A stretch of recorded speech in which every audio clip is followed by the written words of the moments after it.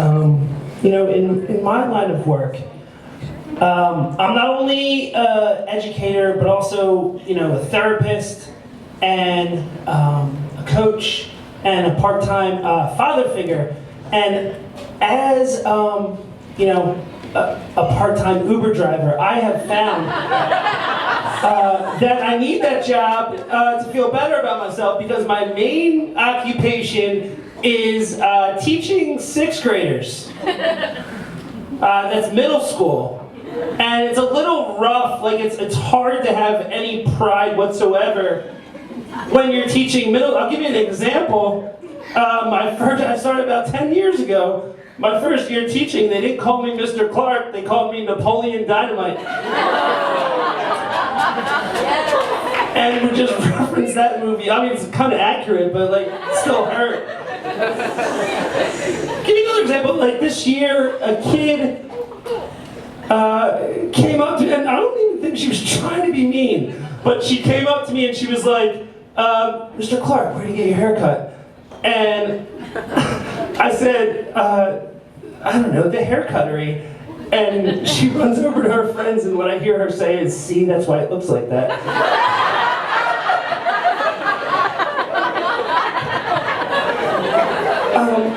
So like, the thing with 6th grade, like, it's really, really hard to see like the day-to-day impact you have on kids. Like I've met with kids that I've taught after, like they've gone to high school, and they come up to me and they're like, Mr. Clark, I'm so sorry for the way that I was in 6th grade. Like I was, I don't even know what I did. Like it was like a blackout. It was like a 6th grade. 6th grade's like a blackout for most kids. Like they don't remember. Like they're just awful. And like I'm like there, like yeah, trying to be nice to them.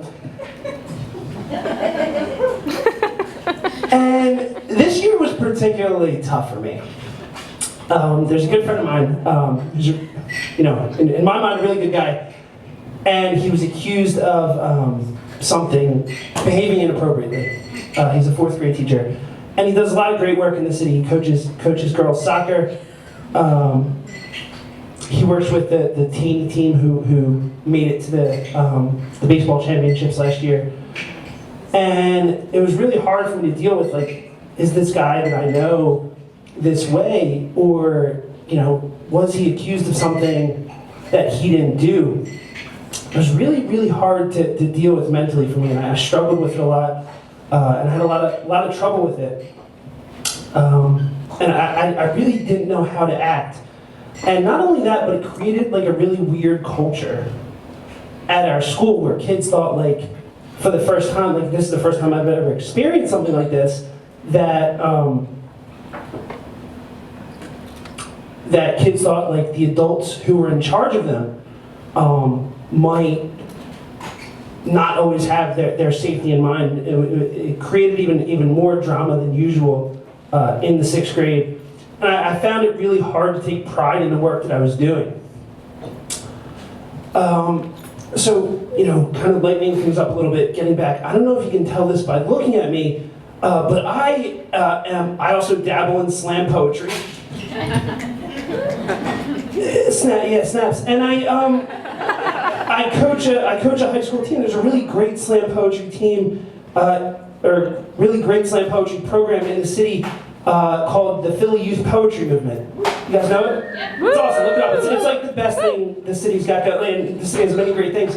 And so I coach, and the reason I coach is because there was this group of kids who I worked with for like 3 or 4 years. And I taught them, I taught 5th grade, then I taught them writing in 6th grade, and writing in 7th grade.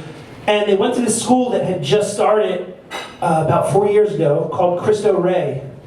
You guys know Cristo Rey? Yeah. So yeah, it's a school for low-income kids, and it gives them like a great Jesuit education. And they got 100% of their seniors into 4-year programs in college. Wow. We had more kids that went from our grade school from that class than any other school in the city.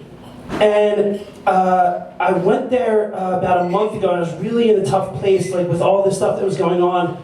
And I just found out that all charges against this teacher at my school had been dropped and been unfound it, and it's still hard to really process because all this work that he's done, all this good, like his name is forever kind of shattered.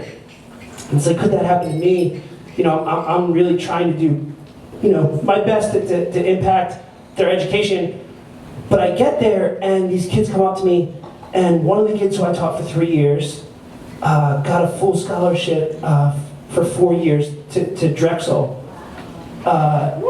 And another kid got a 4-year scholarship to Cabrini.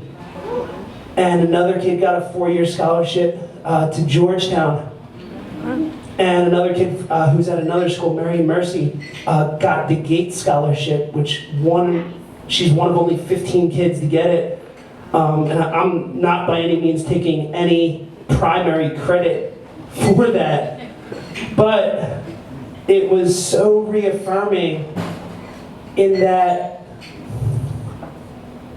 like, you don't see it like the day it happens. You might not even see it the year it happens, but like, it's so powerful to see years later the effect that you can have on kids. And I felt so much pride in the kids that I had worked with, and I found pride again in the work that I was doing.